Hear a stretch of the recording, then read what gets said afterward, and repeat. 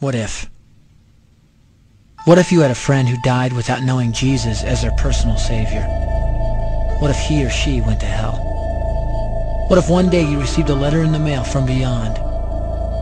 A letter from hell. A letter from your friend in the flames of eternal torment. The following is a dramatic presentation.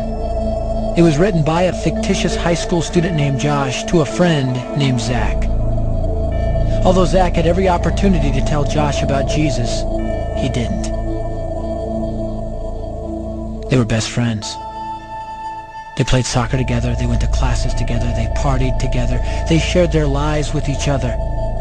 But there was one thing Zach held back from Josh: his personal relationship with Jesus Christ. The rest of the story is simple and sad.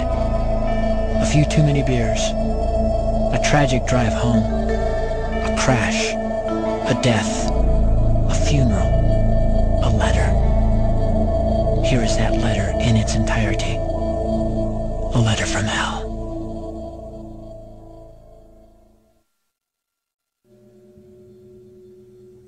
Dear Zach,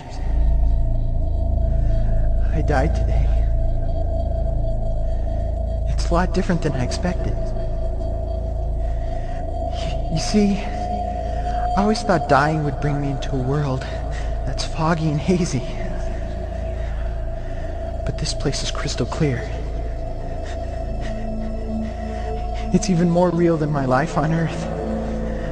I can think. I can talk.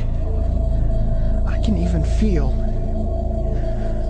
Right after the wreck, I could feel my spirit leaving my body. It was the weirdest thing, Zach. I thought I heard you screaming out to me, man. I must have been just imagining things.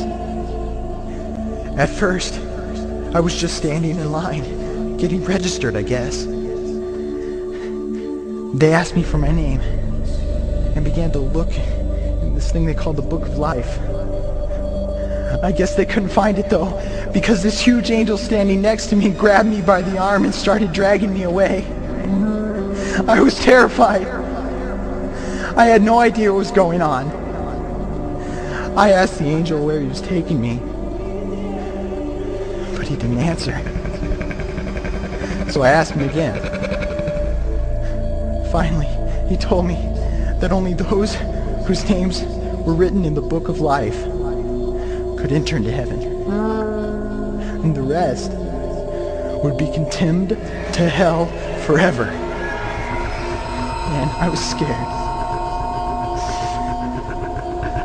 The angel threw me into some kind of holding cell where I've been sitting and thinking for a long, long time. Do you want to know what I've been thinking about? I've been thinking about you. Zach, you're a Christian. You told me so yourself. I mean, we talked about it 3 different times today. Kelly brought it up, and you laughed it off. Coach Adams brought it up, and you changed the subject. I mean, it came up right before the wreck. Well, the question I can't get out of my mind is this, Zach. Why haven't you ever told me about how to become a Christian? I mean, you say you're my friend, but if you really were, you would have told me about this Jesus and told me how to escape this terrible place that I'm headed for. I can feel my heart pounding in my chest. The angels who have been chosen to cast me into hell are coming down the hallway. I can hear their footsteps. I've heard of this hell, Zach. They call it the lake of fire. I can't stand it, Zach. I'm terrified. No, the angels are at the door. Oh no. No! They're coming in and they're pointing at me. They're grabbing me and carrying me out of the room. I can already smell the burning sulfur and brimstone. I can see the edge of the cliff where hell burns. This is it. I am without hope. We're coming closer, closer, closer. My heart is bursting with fear. They're holding me over the flames. I'm damned forever. This is it. They have thrown me in. Fire, pain, hell. Why, Zach? Why didn't you ever tell me about Jesus?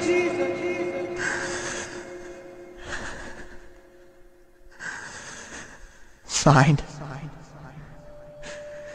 Your friend, Josh. Your friend, Josh. P.S. Welcome. Wish you were here. Wish you were here. Wish you were here. Wish you were here. Don't bother me. Don't bother me with souls to save. I have my own agenda. There's school to do, sports to play, important stuff to attend to. Don't bother me with my friend at work. He's got his own religion. I don't have time to change his mind. He'll make his own decision. Don't bother me with that little girl, the girl playing in the street. She's much too young to understand that the Savior she can meet. Don't bother me with the sounds I hear, the sounds of people shrieking, although I wonder who they are. Who are these victims screaming? Don't bother me with who they are. I really don't want the blame. Because it's my friend at work, and